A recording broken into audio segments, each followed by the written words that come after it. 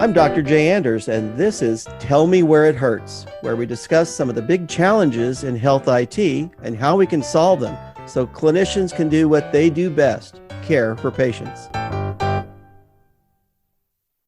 So I'm here with Dr. Colin Banas, Chief Medical Officer of Dr. First, and just going to ask Colin, how do you do here, and what are you seeing here in at Health, and what are you looking for?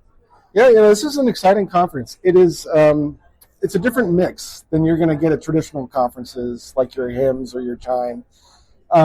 There's a lot of technology here. There's a lot of investment here, and there's a lot of startups. So, one of the reasons that Dr. First likes to come here and have a presence is obviously to keep our thumb on the pulse of what's new in the industry. And there's also a great place to coordinate a lot of meetings, of course. So the networking is key out here.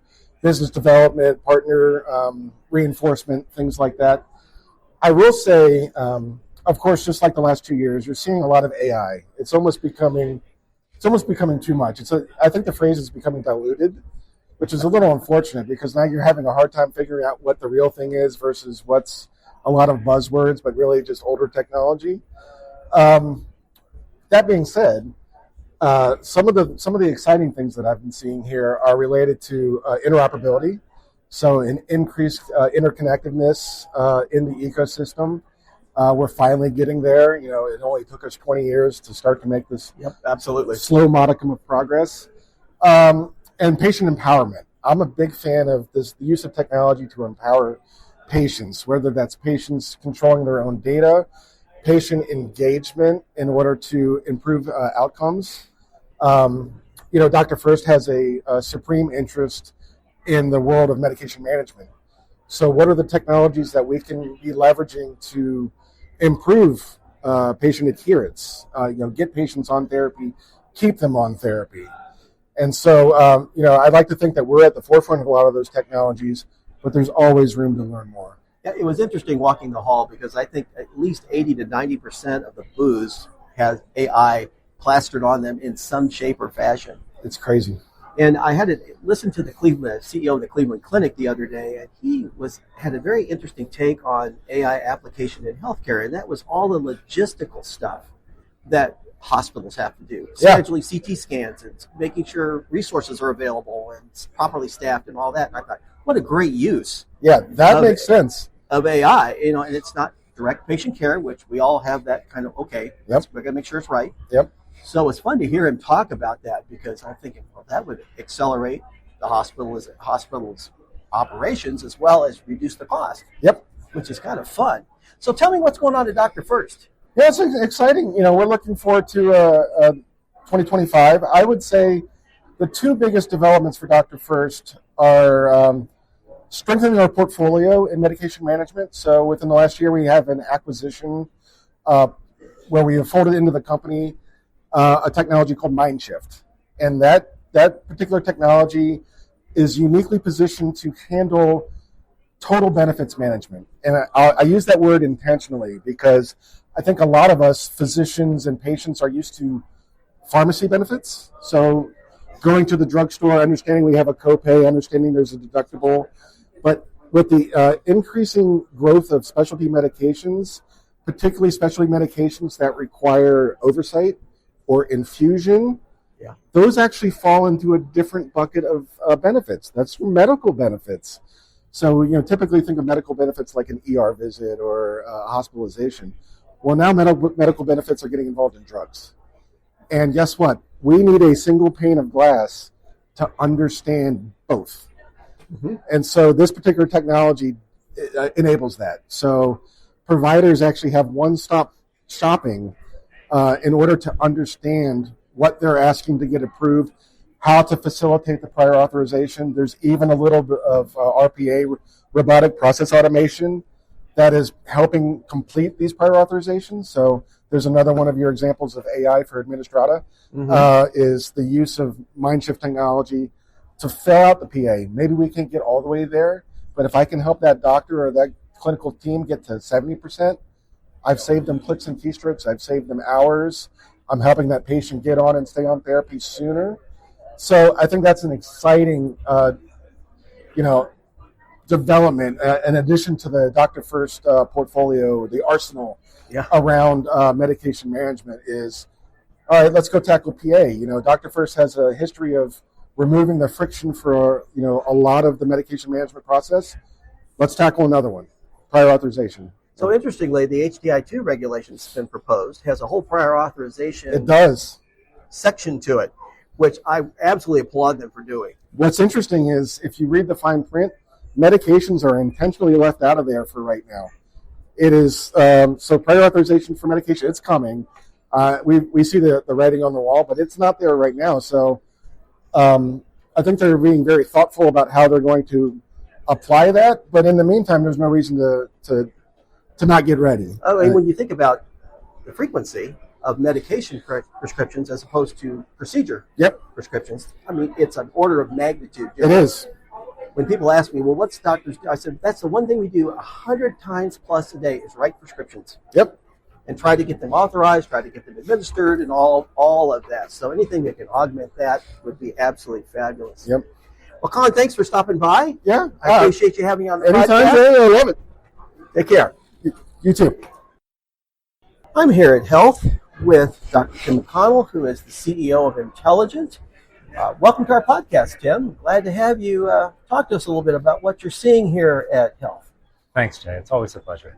So, what's the theme that you're seeing here, and what do you think the direction is with this particular show? Well, I think AI certainly is a common theme that we're seeing here at this show.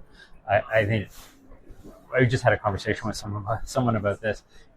When we were here at even HIMSS in February, what we were seeing was a lot of people were saying, oh, we've got AI agents, like, chatbots for you. And now what we're seeing is it's really changed. Everyone is saying, oh, we have AI workflow accelerators for you. And I think that's kind of the right direction. I think not a lot of people in medicine want, the Microsoft Clippy icon from Microsoft Word from 25 years ago on their desktop. I don't want an interactive agent to help that I have to ask, do you think this is a lung nodule? I simply want tools that make my job faster and safer and better. Right. And so that's what I'm seeing. I think that's been one of the shifts since HIMSS this year. It's interesting to see the difference between actual patient care delivery and then I would say I call it the logistical morass of hospital management or office management. So I'm seeing applications of AI in that regard, which actually is pretty nice because it doesn't carry all of the patient care connotations that you have with using it directly in patient care. Absolutely. So I'm glad to see it doing that direction, and it seems to be headed in the right direction. The interesting thing, though, I see is I walked around the hall, and I think 80% or more of every booth has AI plastered to it. Oh, yeah. I think maybe the right business to be in, Jay, is selling stickers that say AI on them. Absolutely. You might be making more money than actually companies doing AI stuff today. And it's funny to see how it's blurred. The definition of AI is blurred. Yeah. And in this business, you've seen these LLMs that are coming up. There's like a new one every week. There is. Absolutely.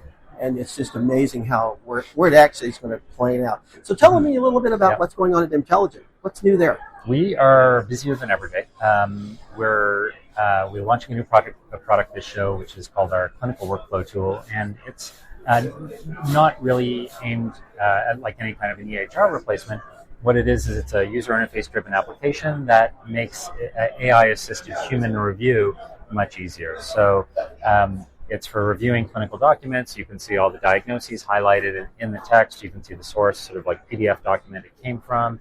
You can, ask, does this patient have cancer or whatever you want, and it will help you find the answers you're looking for with hyperlinks to the document. So the primary use case there is not necessarily a clinical user, although there are clinical scenarios like second opinion review, medical legal review, patient transfer review, but more for people who are like on the payer side or for the independent review organizations who have to do adjudications based on medical documents. So that's been keeping us busy for the last few months, and there's lots of interest at the show for that. The other thing we're seeing really, which is keeping us busy, is a lot of people who have medical documentation transformation pipelines that they need built. And so what they've got is they've got some sort of like crude product in one side of the pipeline, and what they want is they want very clean, structured data coming out on the other side. And so there's, I think, a lot of people who are the end consumers of that data, who are primarily payers, are saying, we can't accept PDFs anymore. We're getting overwhelmed. We need machine readable, machine usable data in a format that we can ingest and go into the next step of our pipeline. So yeah, that's what we're seeing. That's what's keeping us busy. Having worked on the payer side for a few years, it was amazing how I had probably 80 nurses looking at medical records, trying to figure out, doing prior auths or doing all of the review you have to do for utilization and all that kind of stuff. Yeah. Anything that augments that ought to be really, really helpful. Yeah. Really helpful. Yeah, it's all about helping people, get a better signal from the noise. Absolutely. Yeah. Well, thank you for coming by. Appreciate it, and we'll be in touch. It's my pleasure. Thank you, Jay. Welcome from Health's conference. I'm here with Grace Vinton, who is the host of High Tea with Grace. Good friend of mine, been involved in all this industry for quite some time. She also works for Amendola Communications. So, Grace, tell me, what have you seen in the last 3 days? What have I not seen? I mean, AI, 1 AI, 2 AI, 3 AI, 4 AI, 5 AI. Yeah. AI. It seems so funny that almost every booth has it on there. And again, I've said this before, I think AI in healthcare is a solution looking for a problem. Mm-hmm. And it's interesting to see how the problems are starting to arise. So, given all the AI you've seen, what do you think the direction's going to be? It's interesting that you say that, because in the past, I've seen AI everywhere as well, right? But I think that this is the first time I've been at a conference where I am seeing more solutions to target specific conditions and specific problems. Well, in the past, it was, we have AI, and there wasn't really an explanation of what that was and what that means. Here, the people that I've been talking to have been saying, here's how I use AI for COPD. Here's how I use AI for, congestive heart failure. Here is how I use AI to improve XYZ process, and this is the data that proves that it actually worked. And so the more stories and the more data that I'm seeing, it actually makes me more hopeful. In the past, it seemed like, okay, AI in surgery, that's exciting, that's important and interesting. But now you're seeing pragmatic AI in pointed problems, solving pointed problems to impact better outcomes and what those outcomes are. So I have to say, that's been inspiring. Despite hearing about all the AIs, that's been interesting. And then, of course, I think at this show, agentic AI being a huge thing that people are talking about, AI for AI, right? And AI being used to help improve AI. And so, you hear about the LLMs, you hear about generative AI, but now with this agentic AI, I think people are, and bots, whatever you want to call them, people are interested to see how this advanced AI with more clinical understanding than ever before could really help impact itself. Yeah, one of the interesting things that I've been thinking about walking around and looking at all of this is bringing in the health equity part of this and the local providers that don't have big systems, and how in the world is AI ever going to help them, and down to the patient level.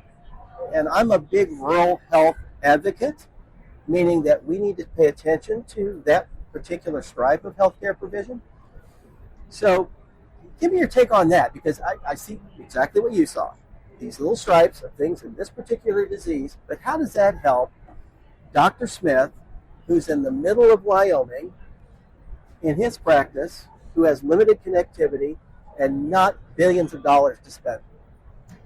Well, we all see that the financial models are shifting towards helping the underserved to just make more money. I mean, so it's not just the right thing to do in terms of using AI, but it's financially important thing to do as well for these hospitals and health systems with tight margins to stay alive, right? And so you're seeing kind of this, I think health equity, it's exciting to see all the ways that AI can be used to help the underserved, but then it's also exciting to see how it's being used as a revenue builder for folks that could be going out of business. And then, another side, like you were saying, is AI being used by patients themselves now, being a huge part of the industry. And what are we going to do? Are we going to build these purpose-driven solutions so that the patients and caregivers and care partners can use AI to help improve their own outcomes and have more agency over their own health? And so the industry, I think they need to get prepared and ready for that, because yes, AI is being used by hospitals, health systems, payers, pharma. Of course they are, right? It's expensive. But now AI is being used by patients, caregivers, and care partners to help them navigate their own health and to help them with their own wellness, navigating their chronic conditions, predicting and helping prevent, Alzheimer's and early stage dementia, and even more. I mean, the list is endless. So I think that's something that has been also prevalent here, is how is the industry using AI to improve outcomes, make some more money to help stay afloat for people in rural areas and otherwise. And then also, can we give AI to patients, caregivers, and care partners responsibly and train them on how to use it so that they can be working on things at home so that, it's more preventative that way? Yeah, I'm very interested to see how AI is going to be trained to actually do that, because still has hallucinations. It still has its issues. So you don't want patients getting information that may or may not be correct. So I've seen a little bit of that about the training and how that's actually going to work. My big concern, like I said, is how you're going to get it disseminated out to a lot of people without costing a tremendous amount of money. The Cleveland Clinic, their CEO basically said they're going to use, this is a big quote, we're going to use AI to bring healthcare to the 4 billion people in the world that doesn't have access to healthcare. Great statement. How? And he didn't say. He just basically didn't say. So, still a lot of hype, still a lot of promise, few directions, getting better, but it's almost yet to be determined. Absolutely. I'm really seeing less fear around AI overall. And I feel like it's very parallel to how people thought of the cloud back in the day, right? They were so scared. Oh, what if we put in the cloud? I'm so scared, And then there's this fear around AI. Oh, it's so scary. And, and that's not happening anymore. There's less fear because of, general use of, generative AI. I think there's a lot of reasons why that is, but I think it's actually, that gives me a little hope, because once fear is dispelled, the more it can actually be used for different solutions and people can see the impact it can have, right? So at least we're not having that fear conversation anymore. We're having the FOMO conversation, that fear of missing out conversation of how can I get involved with AI now? Okay, I want to do AI things. Yeah. Instead of, this is the problem, can you help me solve it with AI? It's like, oh, I want to do AI things. What are the problems I can solve using AI, right? It's a different way of thinking about it that the industry's in right now. We've gotten past my poor mother's fear of computers, where she said, well, I don't want to catch a virus. I heard about computer viruses, and she was very, I'm not going to use my computer because I might get a virus. It was a hilarious conversation. Grace, thank you so much. I appreciate you stopping by, and we'll see you later. Thanks so much, Jay. That's all for today. Thanks for listening to Tell Me Where It Hurts. Tune in to Healthcare Now Radio and Podcast Network each month for the latest episode. To learn more about Medicomp systems, visit our website at www.medicomp.com. You can also follow us on Twitter at MedicompSys or myself at MedicompDoc, or check out the show notes for links. See you next time.